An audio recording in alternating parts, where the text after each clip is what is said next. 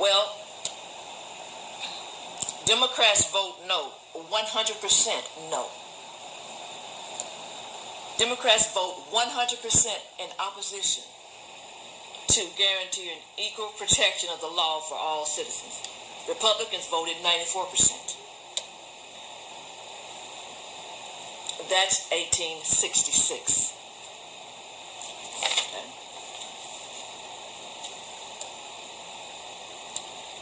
1865, okay. The Civil Rights Act of 1865 passes, and this is the first anti-discrimination law in America, and it was passed in 1865 on March the 1st. Republicans supported that bill, 92%. Democrats supported 0%. The March 1st, 1875 Civil Rights Act, the first anti-discrimination law in America. Okay. Well, let's get to the 60s. Well, the 1900s, not necessarily 60s. Because people have said, well, you know, that was the 1800s. The Democrats changed, the party switched. They changed, supposedly. March the 12th, 1956,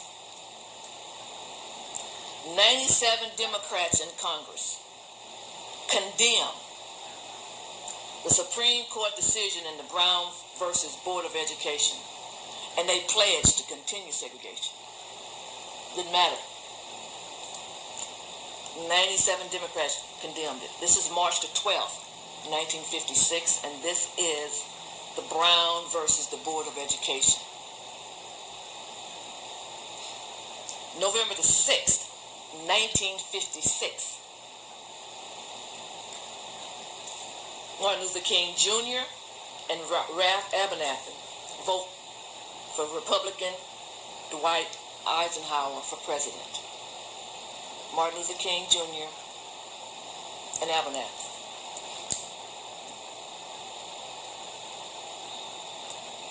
Then, in 1957, September the 9th, President Dwight Eisenhower passes the first civil rights law in 82 years. So it had been 82 years since the very first one had been passed, and it was passed again by a Republican president. The Democrats Party filibustered that bill, 1957 Civil Rights Bill by President Eisenhower. The Democrat Party filibustered the bill. Republicans supported it 92%. The Democrat Party supported it 54%.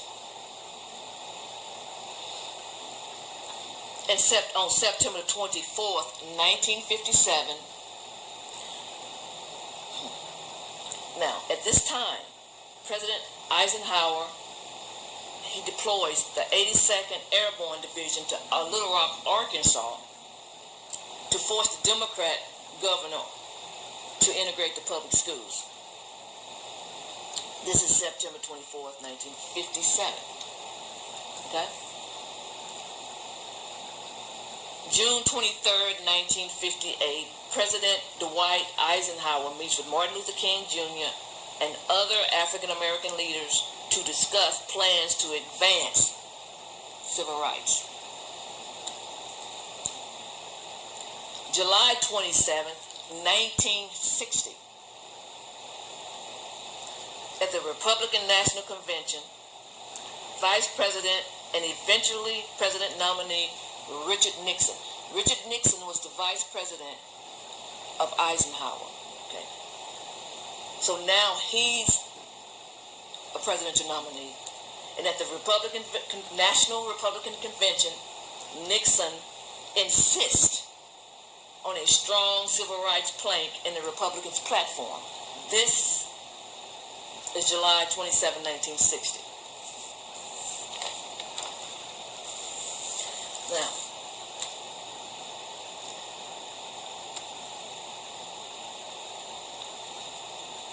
the Civil Rights Act of 1964 was introduced and approved by the majority of Republicans in the Senate. The Democrats filibustered the 1964 Civil Rights Act as well. Republicans supported it 80%. The Democrat Party supported it 63%. 63%. After filibustering it for, 70 days, 75 days I've read. Okay. Now, people go around and say the Democrat Party is pro-black, they're the party of civil rights, but there is no history to support that. Okay, let's go back. Yes, they say, well, a Democrat president signed it into law. But Lyndon B. Johnson, when he was in the Senate in 1957, and Eisenhower passed the first civil rights bill, Lyndon B. Johnson voted against it. Okay? When JFK was president, he had vowed to pass another Civil Rights Act, this final one that we celebrate now, the one that we have. But he got assassinated. So Lyndon Johnson, of course, assumed the presidency after JFK was assassinated. So that's, and at that time, the Democrats had the majority, the supermajority. They had the supermajority. When you have the supermajority in Congress, when your party has that, that means that they do not need one vote from the other party. They don't need to pass any legislation, any bills. They don't need one vote. And the other party cannot stop you from passing any bills. So when Lyndon B. Johnson took over the presidency, the Democrats had the supermajority in the House and the Senate. They didn't need any votes from the Republicans. Lyndon B. Johnson wanted to take up the Civil Rights Bill because at that time, and let me go back, I left something out. Black people were voting Republicans up until JFK. Now what happened that caused that? And black people had a right. I mean, they were using their brains because the Republicans were the one giving the black all their freedoms, and Democrats were voting against it all. So that's why Martin Luther King and everybody, they all were voting Republican. Well, so when JFK and Richard Nixon were campaigning against each other for the presidency, Martin Luther King Jr. got arrested. Okay? His father, Martin Luther King Sr., called Nixon and asked him to help get his son out of jail. I don't know whether Nixon said no or just procrastinated or blew him off, but he didn't do it. So Martin Luther King's father called JFK and said, will you get my son out of jail? Well, JFK got Martin Luther King out of jail, and he asked his father, will you tell the black people to vote for me? So, showing gratitude, Martin Luther King's father got all the black people and said, hey, vote for JFK. That was when black people first started voting for Democrats. And it was only because Martin Luther King's father told him to vote for JFK and to repay him for getting his son out of jail. And from that day on, black people have been voting for Democrats. Now, a lot of black people don't even know how they started voting for Democrats. But that's how it started. So JFK gets assassinated after he has all this black support.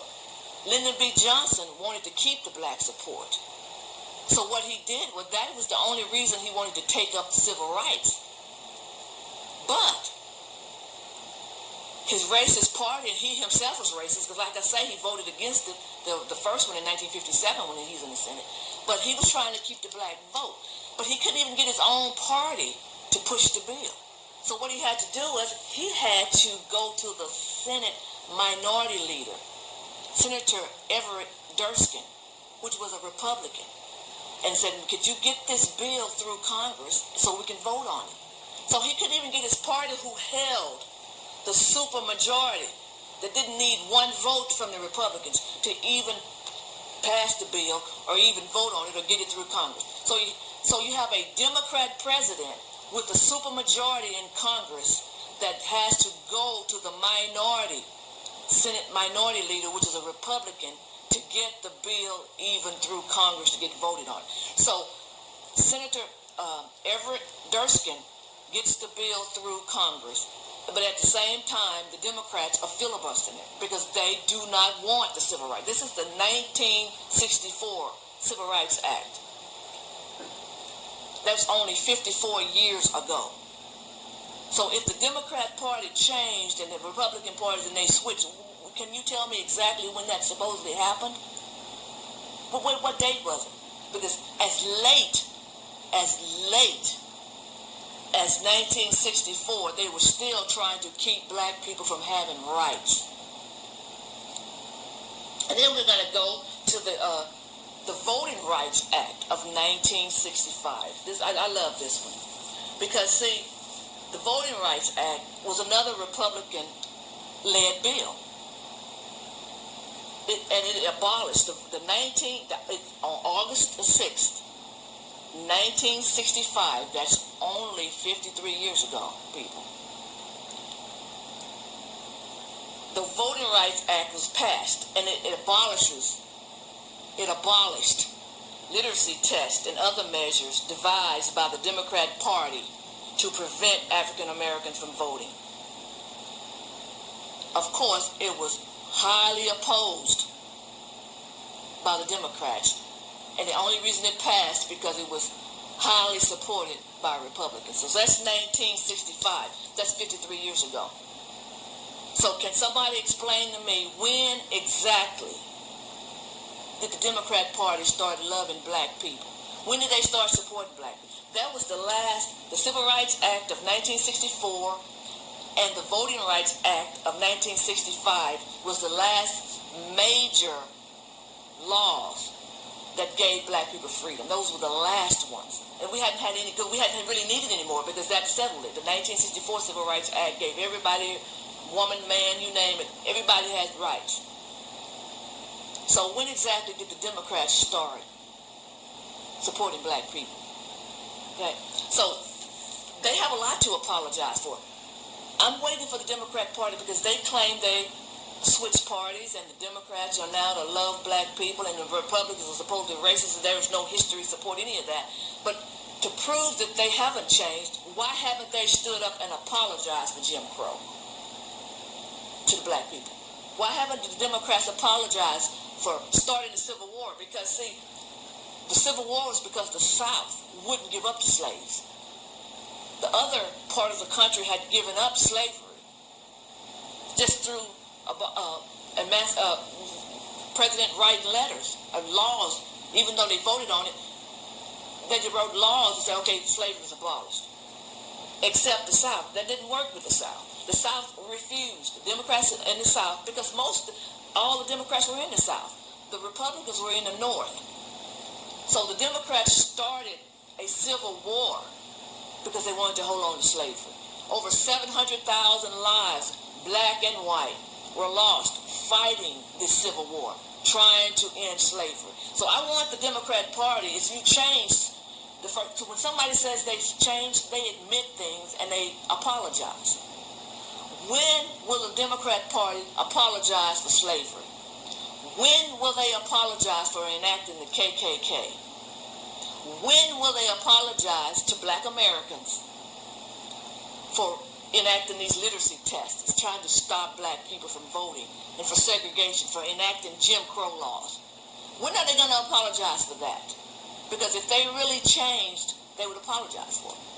But instead, what they've done is they flipped the switch and pointed at the Republicans and lied for years and told black people, Republicans did all that. Republicans are the KKK. Republicans are for slavery. Republicans are doing that. But I've given you these dates for you to go and look it up yourself and do your own research and realize that, hey, the Democrats have never been the friend of black people.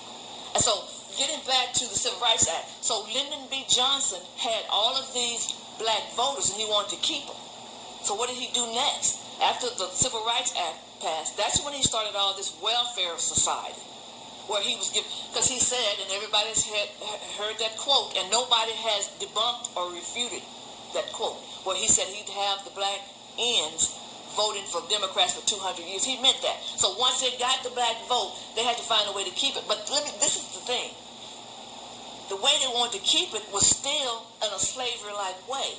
They didn't never want black people to ever rise above them. So they started giving out the welfare, the food stuff, anything, the free housing, just to keep black people voting, but not succeeding. Not succeeding. So someone wants to refute everything I've said. I welcome it. Well, tell me when did the Democrat Party supposedly switch? Because you notice they can never give you a date. Whenever somebody says they switched, I said, well, what month and year? They'll say, well, it gradually happened, sometime between 1920, and it just happened. There's a reason they can't give you a date, because it never happened. And I want everybody, black people, to just do your research, that's all. And realize that the Democrat Party has never been the friend of black Americans, and it never will. And this country is how old? We're over 200 years old. Have a blessed day.